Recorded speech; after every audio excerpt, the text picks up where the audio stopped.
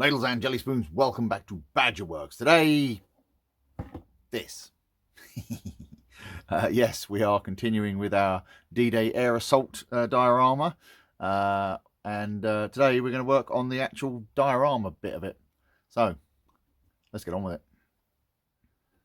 So yes, we are working on the diorama today. I'm actually in a different part of the workshop today where there's a bit more room, which is why I can now get the whole box under the camera. So just have a look at the back of it again. This is what we're going to be working on today, the actual base of the thing. So let's get it out and have a look at it. Right, so here is the beast.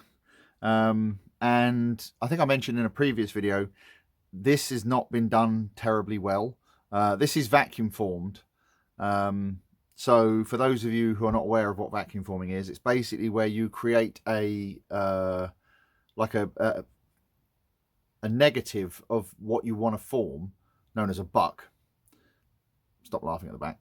That you fit in a machine that has holes drilled all the way around it, and then it has like a vacuum system underneath it, whether it's a shop vac or something underneath it. And then what you do at the top, there is a heating element, and you basically secure a piece of plastic, like flat plastic, in a frame under this heater. The heater warms up the plastic and softens it, and then you pull it down over the buck, activate the vacuum cleaner or the vacuum system, and it basically sucks the plastic down onto the buck so that it forms over the buck. And you end up with something like this. Now I think what's happened here is they have made a bit of a boo-boo with this one. I don't know if they're all like this, but basically I think what's happened is they've had the buck in slightly the wrong place, because what you've got here is you can see here there's a big bit of flat plastic there, and the same on this side. It might just be that it's been cut out wrong. But what it means is that this side, you can see, well, hang on, you can't see it, but you can see this side doesn't sit flat because it's been cut too far that way. And again, on this end, you can see there's a big gap there and a big gap there where, like basically this material here and here should be here and here. So we've got to try and fix that. This is also incredibly flimsy, which again is very common for vacuum form because you use the thin plastic to do it. So what I'm going to do is I've got a piece of hardboard here that I need to cut to size, but this has just been roughly cut. And what I'm going to do is I'm going to cut this piece off here. I'm going to trim this down here, and I'm going to use this piece that I cut off to try and fill in some of these gaps. Now it will be covered with, some form of basing material, so hopefully we'll be able to hide it. But it's just to get rid of these big gaps. So let me cut these pieces off, and I'm just going to cut those off with a straight edge and a Stanley knife, or you could use a hobby knife, anything really. It's only very thin plastic. And then we will stick this down onto the board, and then we'll figure out how we're going to fill in all the gaps. All right.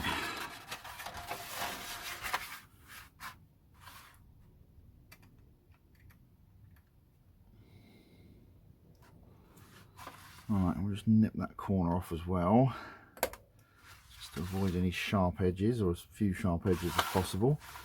And now again, we'll just cut down this side a little bit, and basically I'm just going to cut it freehand, and try and follow the shape slightly. I don't want to cut it too close to the edge because I want to have a little bit left to actually stick it down, because you can see here again, look, that is not right. They really didn't do a very good job of cutting this out at all, but there you go. So let's see how we can do with this.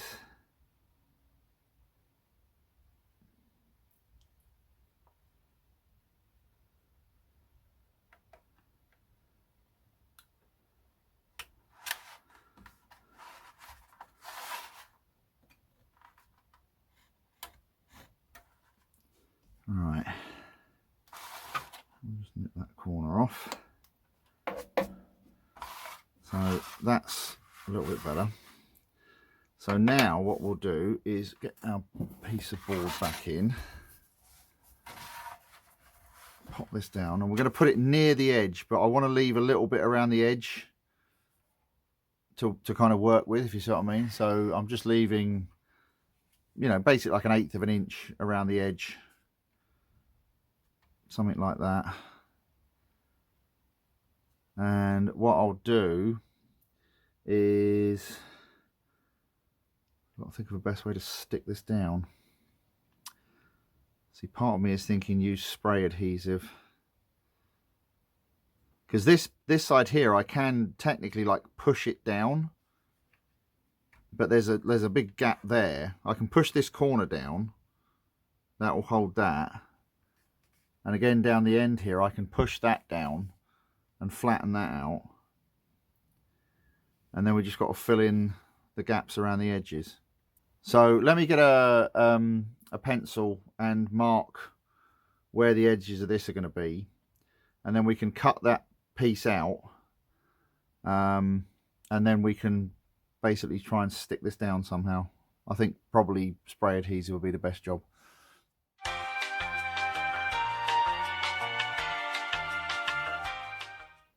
Right, so I've cut this down and I've just hit the edges with a bit of sandpaper just to tidy them up a bit.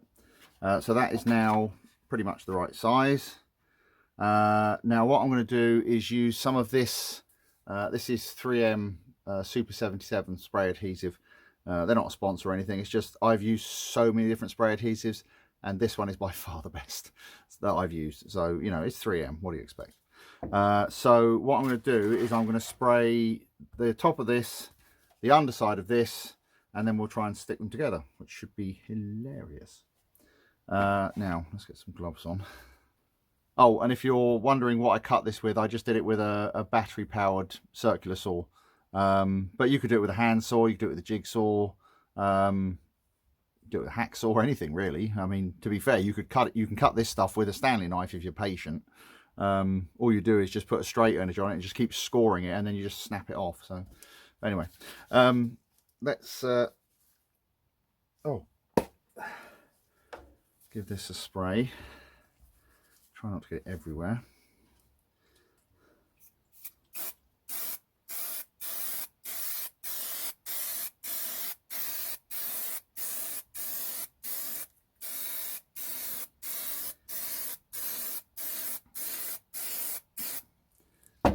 Whoa, put the extractor on would be a good idea.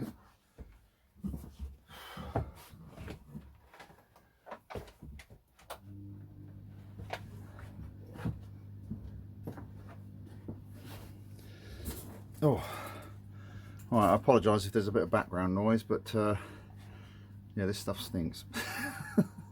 Right, let's...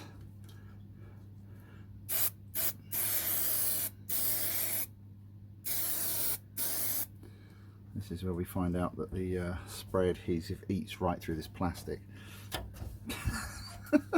This could be a really short video.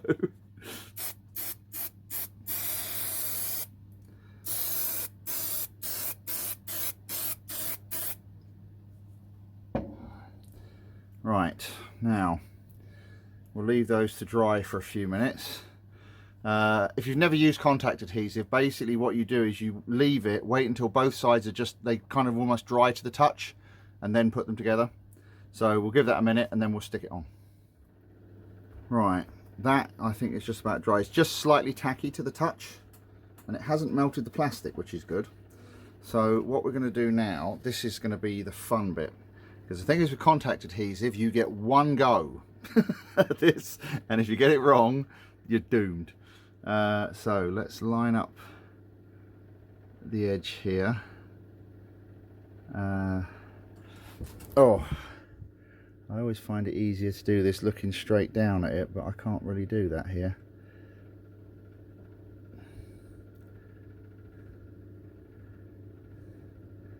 Alright, that's touched now, so that's it, we're doomed, that's where it's going. Oh, it's nearly straight. Oh.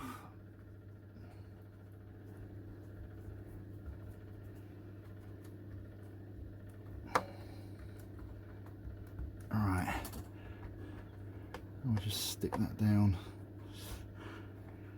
as much as we can.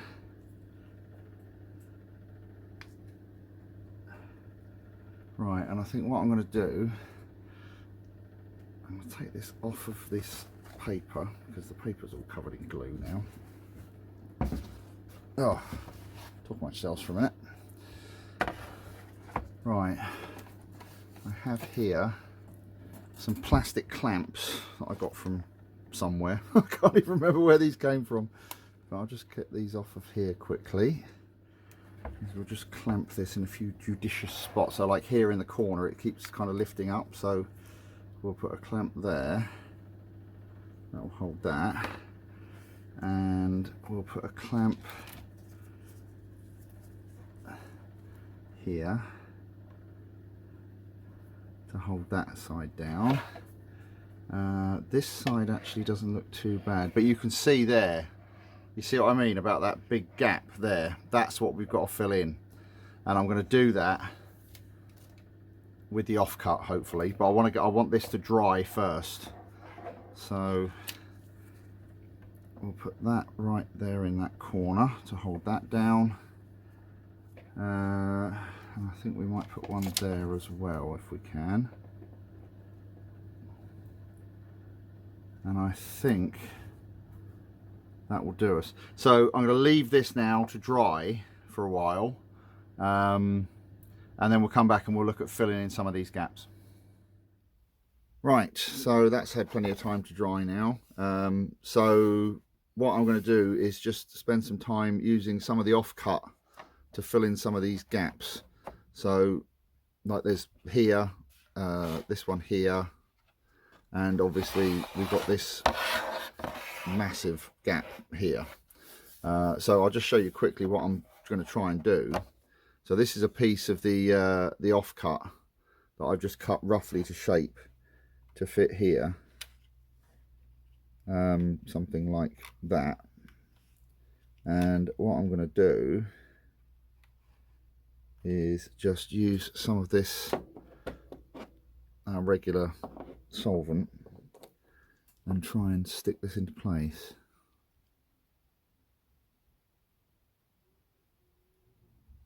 Preferably without sticking it to my fingers.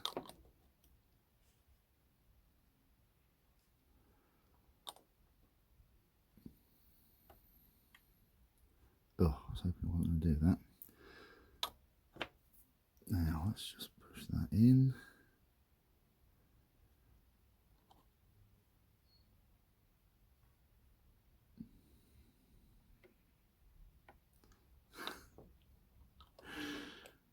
Oh, this might take a while. Right, I'll hold this for a few minutes, but you can see what I'm going to do. So let me get all these bits stuck in, and then we'll go on from there. Right, so I've stuck various bits of plastic onto this and filled in most of the holes. We can cover the rest up with you know, like basing material. What I'm going to do now is I'm going to take this outside and I'm going to give it a coat of primer to basically just seal everything and get us ready to try and put some paint on this thing. Right, so that's all done. I've actually just put some filler over some of the gaps on the edges just to hide them a little bit better. And what I'm going to do now is I'm going to go over the whole thing, except for this bit, with this XF52 flat earth. Stop laughing at the back. I'm just going to use this bit of cardboard as well to just to keep the worst of it off of the grey bit.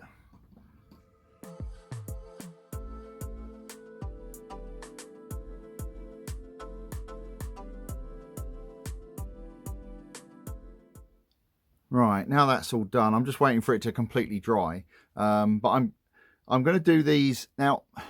It's interesting because on the box it shows these as rocks, but honestly to me they look more like tree stumps, where they've got the flat, they're kind of round with a flat top.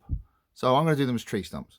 So what I'm going to do is I'm going to do the top of them with this this Citadel bubonic brown to start with, And then what I'm going to do is I'm going to go round the bark, as it were, with this leather brown aqua colour. And I might also try and do some tree rings on the top, but I don't know how well that's going to work. But let's go for this bubonic brown first.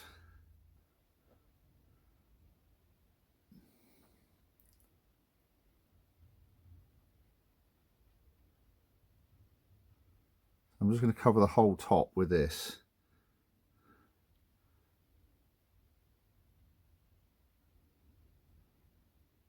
Probably need a couple of coats, but I'll do that. I'll dry this off, and then we'll do the brown for the bark.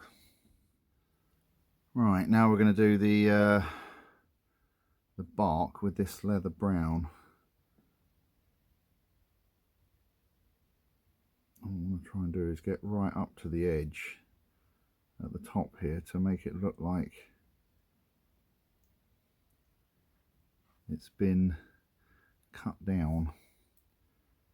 I'm going to come right down to the bottom here, like overlap the bottom, because we're going to put some static grass on this in a bit, and I want to be able to bring the grass right up to the edge, but I also don't want any like gaps showing. Oh, this is going to be awkward. Try and do this under the camera, but there you go.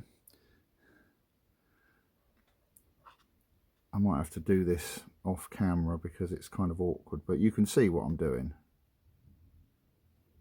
Just go around the top like that to create that effect of, you know, a tree that's been cut down. Like that. And then, like I say, go around all the edges like that. Right, so that's that dry. Now what we're going to do, I really don't know if this is going to work or not, but we'll give it a go and see if I can. Oh, where are my glasses?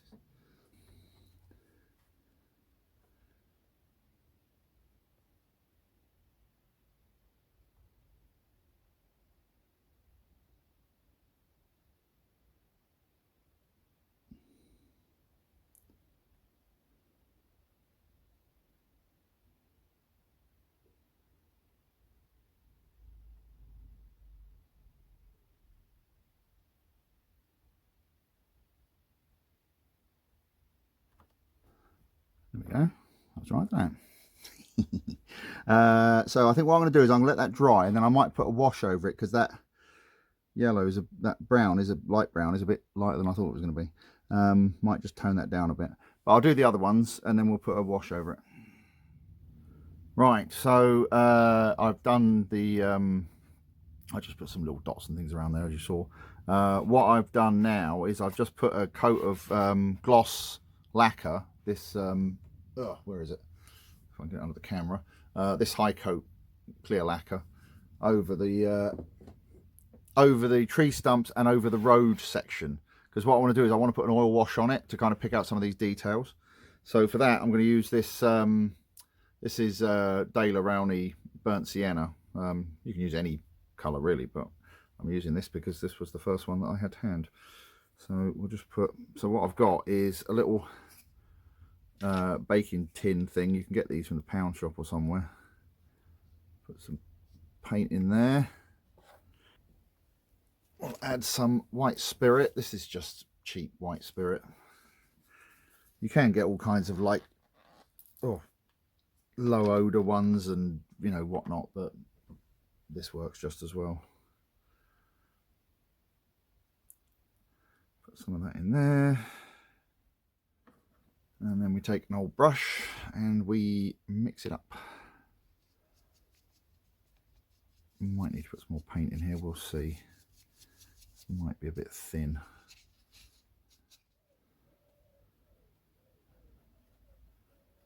Might even be a bit orange.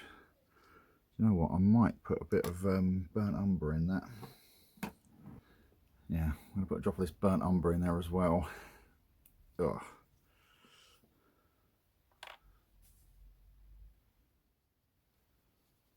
This will probably do with thickening up a bit anyway, so yeah, I think that'll be a bit better.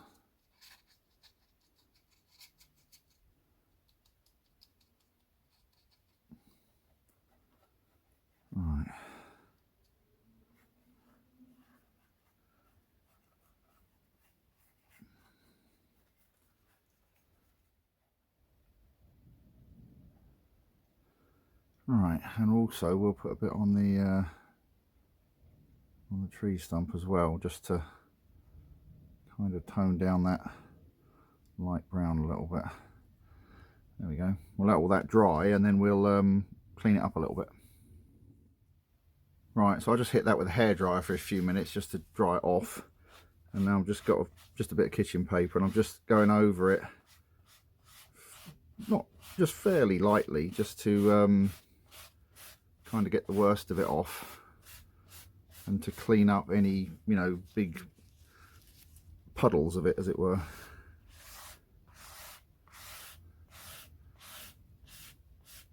Just like that, you see.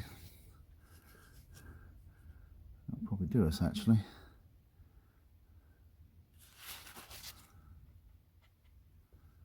Just do the top of that as well, just a little bit. There we go.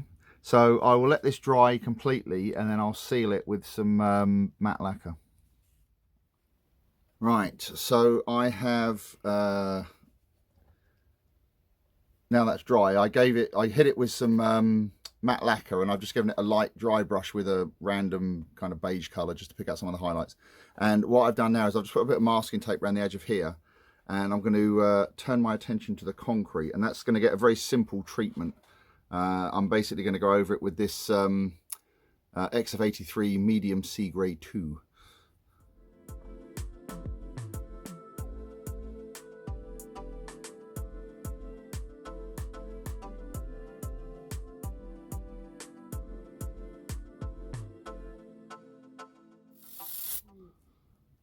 Kind of like that. So I'm not going to go over it too heavily, just give it a light coat just to kind of make it a little bit blotchy. So I'll finish the rest of this and then we'll see what it looks like. Right, now for the fun bit, static grass. So I've got some Mod Podge mat here. I mean, you could use PVA or anything. I'm just using the Mod Podge because I have it. And I've got my static grass applicator over here, and that is loaded up with some 2mm meadow grass, but we'll probably repaint it afterwards. So I'm just going to do a little bit just to give you an idea, but it's basically a case you've got to be fairly quick with this. So just get the glue and kind of apply it where you want the grass to be.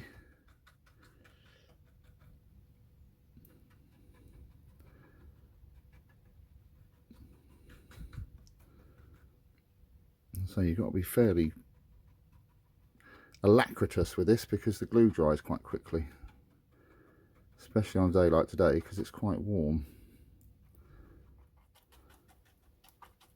Alright, like that. Then we take our static grass applicator and switch it on, and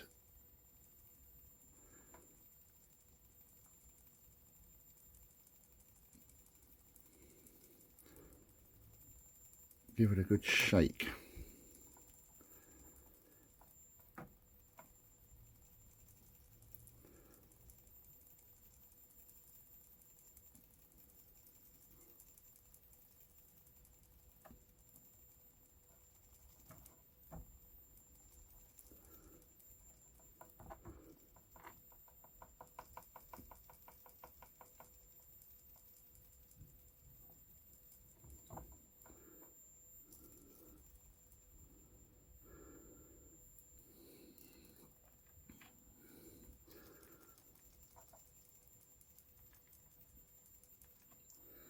And there we go, like that. Oh, let's turn that off before I electrocute myself.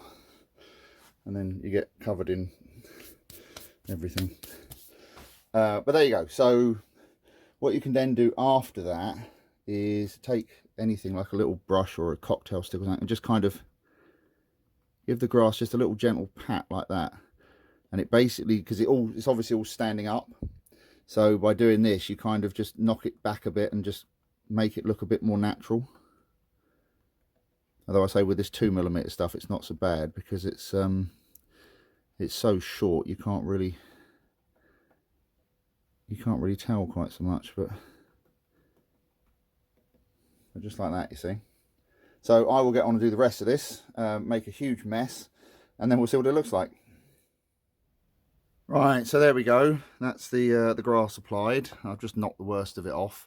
So what I'm going to do now is I'm going to leave that to dry, and then I might put some paint on that grass just to tone it down a little bit, because I always find with the static grass it sometimes comes out a little bit bright, but it looks pretty good so far. There's some other things we're going to add to it, but I'm going to let this dry first. Right, so this is had plenty of time to dry now, so looks all right. I was going to paint the grass to tone it down a bit, but do you know what? I don't think I will. I kind of like this, you know, quite vibrant green, because obviously it's supposed to be, you know, summer of 1944, so surely it would be pretty verdant. But anyway, so we're going to start putting some other things on this now, and I'm going to start with this. In this, oh, hang on, let me take the lid off so you can see it better.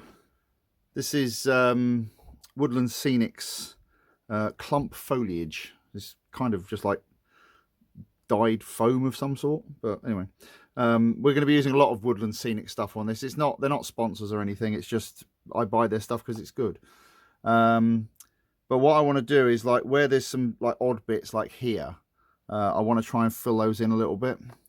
So what we're going to do, the nice thing with this stuff is you can just kind of, you can use it like as big bits like this, or you can tear it up into smaller pieces. You can do what you like with it. So that's what we're going to do, is just kind of tear it up a little bit into some more manageable bits, and then we'll just try and hide some of this some of the worst of the oddness on the end of this thing. So, and we'll use our Mod Podge again to stick it down.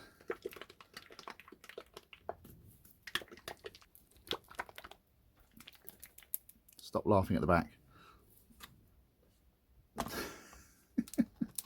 Oh, I can't get the lid off. Oh, there we go. Right. So I have a suitable old brush here, and what we'll do is we'll just dob some glue in here. Might put this glue out onto something, because the trouble is I'm now getting static grass into the glue, which I don't really want to do. Right, now let's get a few of these little bits and poke them into place.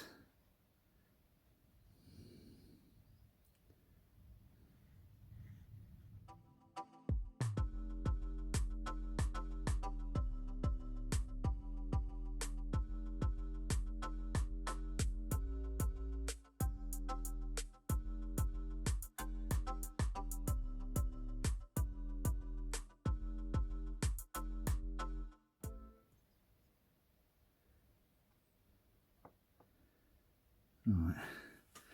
So there you go. So I mean, I'll do a bit more on that. I just wanted to give you an idea. So that's that. What we're also going to do is we're going to use some of this.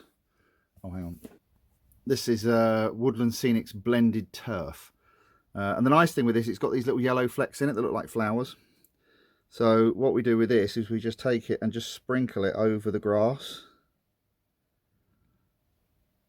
Like that, and you can see straight away it's making it look a lot less like static grass, basically. So we'll just give this a good,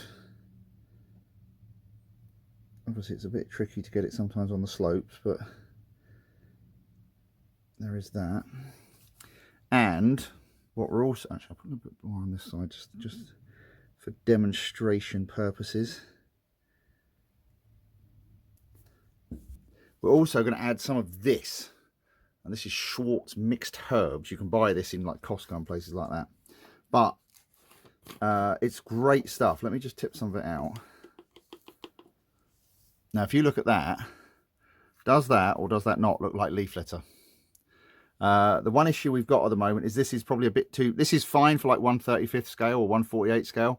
At this scale it looks a bit too big, so we can fix that, because I have somewhere, there it is, this is a pestle and mortar.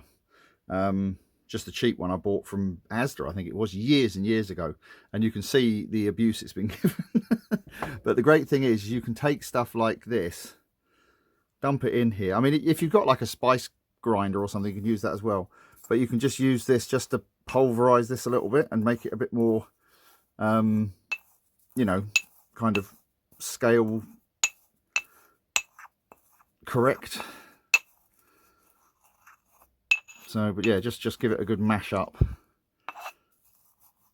I apologise, it's probably really loud right in front of the microphone, but there you go. But just like that, you see, and then we can sprinkle that on as well, and especially like around the trees, but just generally all over.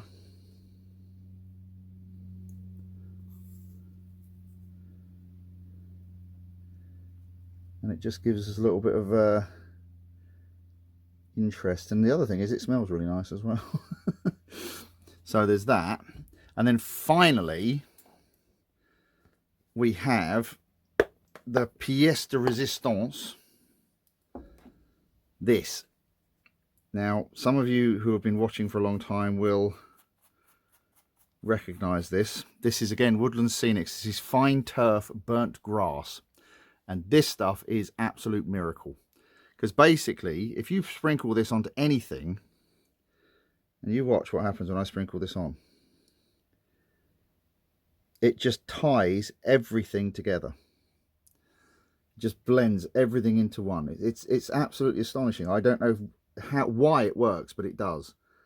I can't remember who it was who put me onto this first of all, but it is absolutely incredible the way it just ties everything together.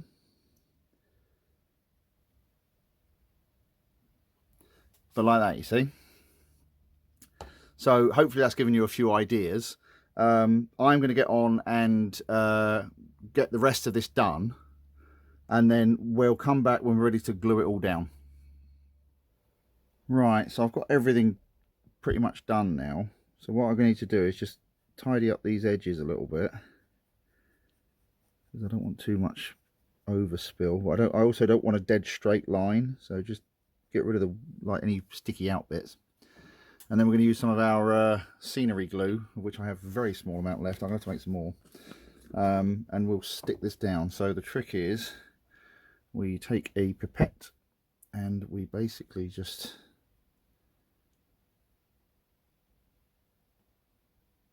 drop this on and let it soak in.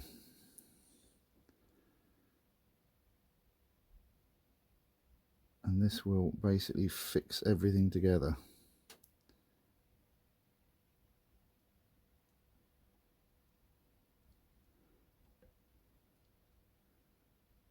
And it will look horrendous when you first put it on, but once it dries it'll be fine.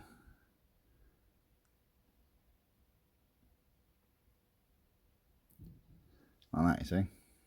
So I will begin the laborious process of covering all of this, and then we'll come back when it's dry and see what it looks like.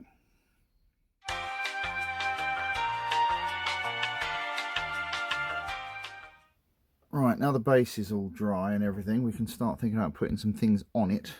So the first thing I want to do is I'm going to put a couple of the figures on the wings of the plane where they need to go. So I'm going to use this Gorilla Glue to do that, because I just think it will grab a bit better. So the first one I'm going to put on is this chap who's doing the refueling. Put a little bit of glue on the underside of his leg there.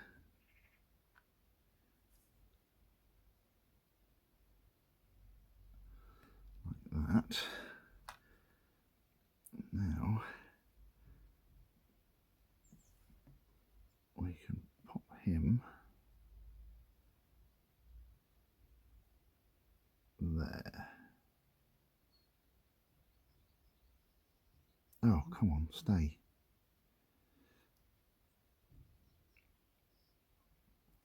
Right, so we can go like that. And we've got to figure out where to put this guy. Now I'm assuming he's going to want to go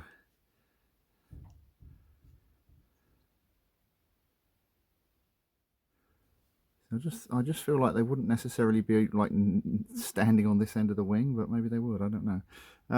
We'll put him there. I think he'll be all right. Right, I'll put some glue on his foot.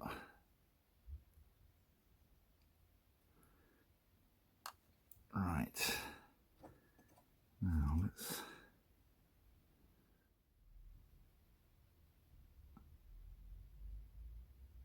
stay. Right, nobody breathe. We'll leave those there for a minute to dry.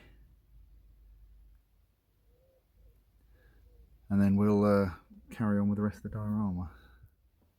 Right, so I've just glued the aircraft down, because obviously that's going to determine where everything else goes, and I'm just having a little think about where to put everything else. And I think the vehicles are going to be fine where they are, so let me glue the let me glue these down. So I'll just put a little drop of glue on the underside of the wheels, on the flat bits.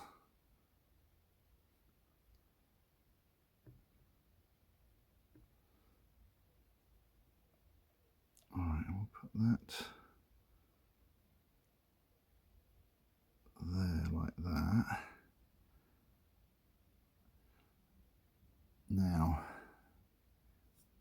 the Bedford, I think, or the standard rather, we can put where it is.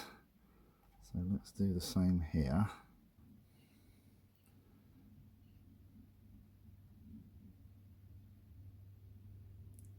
And put that there. I made these little crates. These are ones that I actually made a long time ago. What I did was I scratch built a whole load of crates, and then I made silicone molds of them so that I could use them again and again. And so what I then tend to do is whenever I'm doing a resin pour, I always keep that mold handy, so that if there's any resin left over, I just pour it into that mold. And so I've got a big box of these now in various different sizes. They're actually made for I think 1/35 scale, so this is actually the smallest crate of the set, but it will do for this. So what I'm going to do, I might have to turn this around. I'll put those in a minute, because I think I'm going to have to turn the diorama around, because I want to put them in the back of the utility. Now I might have to turn this around anyway, because the thing is I kind of need to be on this side. One thing I'm going to do, I did actually create one more figure, if I can get hold of him, and that's this chap here. And this was actually one of the guys that was carrying the paddles to guide in the aircraft. So I cut the paddles off and I moved his arm, and I'm going to have him with the lorry over here, because obviously having the bonnet open, it makes sense to have somebody, sort of standing there looking at it, rather than it just kind of being there. Otherwise it doesn't really make a lot of sense. Right, there we go. Because I just thought, having the bonnet up like that, it seemed a bit daft not having any reason for it. So I just thought I'd create a figure to stand there and, look puzzled. Now, the other thing I've got to figure out is where I'm going to put this bike.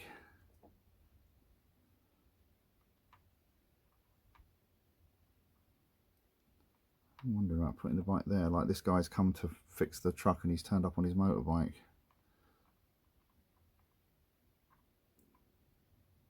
That might work.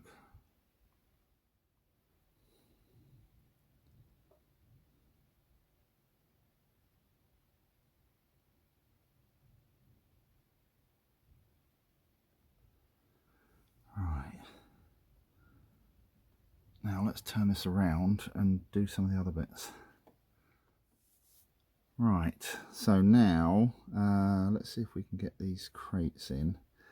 And I think what I'm going to do is I'm going to put one in the back of the van, and I'm going to try and put the other one down next to it. Now let's see if I can do this.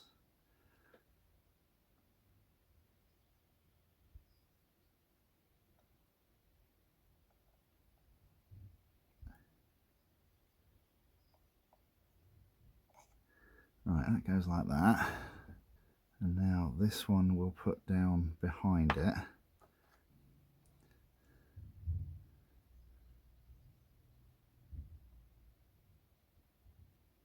We'll put that there, like that. That'll work. Now we're going to have this chap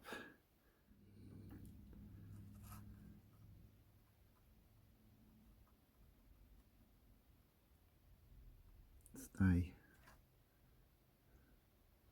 Now we've got this chap here with the machine gun belt, and I think we'll put him, where are we going to put him? I think we'll put him back here like he's talking to this other chap.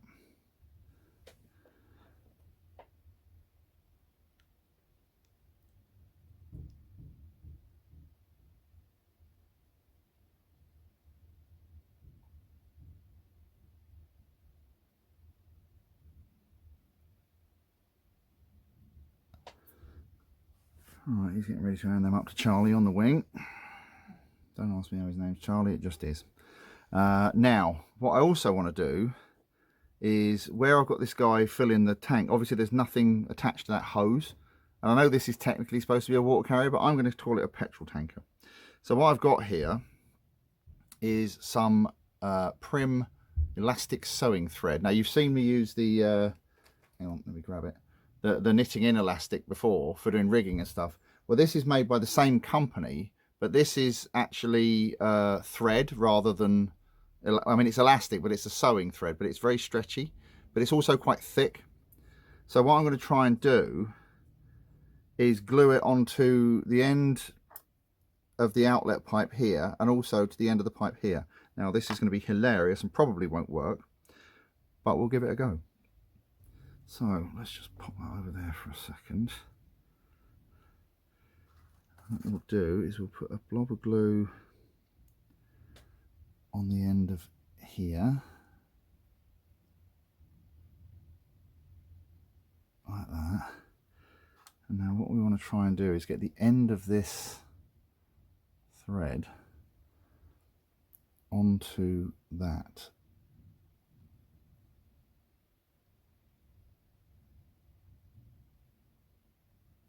Like that. Right, nobody breathe. I'm going to leave that for a minute to cure. Right, that I think is stuck down all right now. Yeah, that should be all right. So what we want to do is try and get this round. I think about that much will probably do us.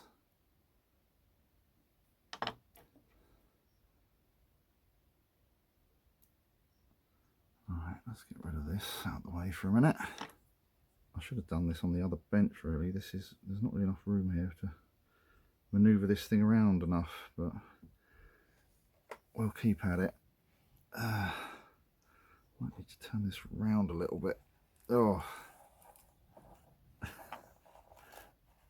this diorama is almost the same size as the space that I have here. Now let us get some glue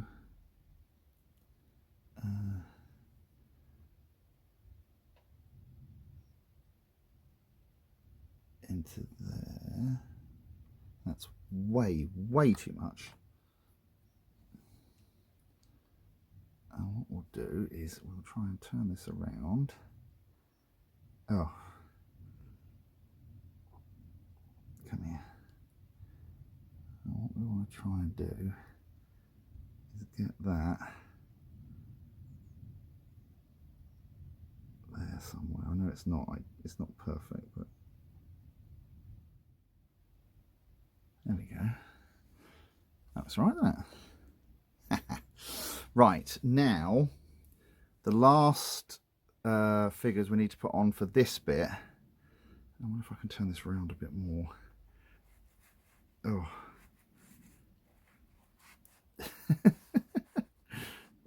That might do us. So we want the pilot good old Algae, the pilot. And we'll put him there.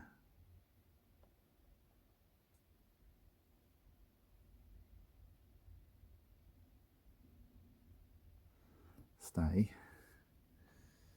And then we'll have Miss Moneypenny here, whatever her name is.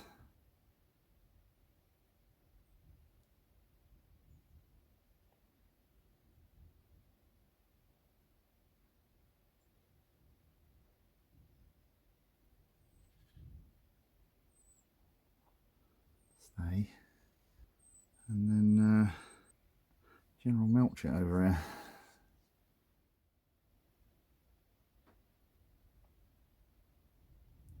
Stay. Okay. Whew. That was fun. Right, so the last thing we need to put on is the bicycle. So here's our chap on his bike. So we'll put some glue on the bottom of each wheel, and we'll put him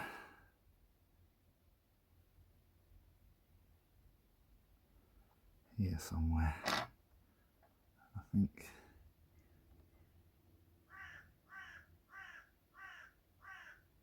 right about there. Now I'm going to try one more thing with this cyclist, but I'll get that done, and then I don't know if it's going to work or not. But what I basically want to do is I've got hang on, I've got this stuff. This is polyfill, and this is the stuff that you use for like stuffing cushions and, you know, soft toys and stuff like that. And what I want to do is take a little bit of this, and it's quite tricky stuff to work with. I just want a little bit. I really don't know if this is going to work or not, because what I want to do is put a little bit of it sort of behind the wheel to make it look like he's kicking up dust as he's riding along, but that's way too much. I just want a little tiny bit, maybe like that.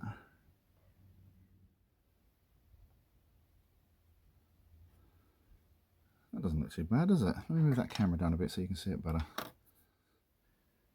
Right, and I think what I'll do is I'll get another little tiny bit and try and get it in between the wheels. Yeah, like that. Doesn't look too bad, does it? So anyway, what I'm going to do now is there's a couple of bits I'm going to touch up paint wise, just because there's a couple of bits like here, for example, where there's a bit of paint show, the glue, and also here I'll just touch those up with a bit of paint. But aside from that, I think we can finally wrap this up. And here is our finished article. At long last. It's only taken us 4 videos to get to this point, but I think it's worked out quite well. I mean, we had a few minor issues with various bits, the aircraft, the vehicles. Obviously the figures being made of that rubbery stuff wasn't great, but you know, it's all stuff that's not, you know, easily surmountable.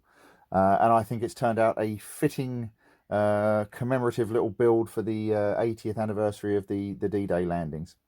So yes, hopefully you've enjoyed this this little series. I'd like to take a moment, as usual, and thank my top-tier patrons, Howard, Amy and Hawaii Clive O, for their continued support. And, of course, all of my other Patreon members and channel members and all you lovely people at home. It is very much appreciated. Thank you. So, yes, hopefully you've enjoyed this series, and we'll see you again on the next one. Thanks very much for watching. Cheers. Bye.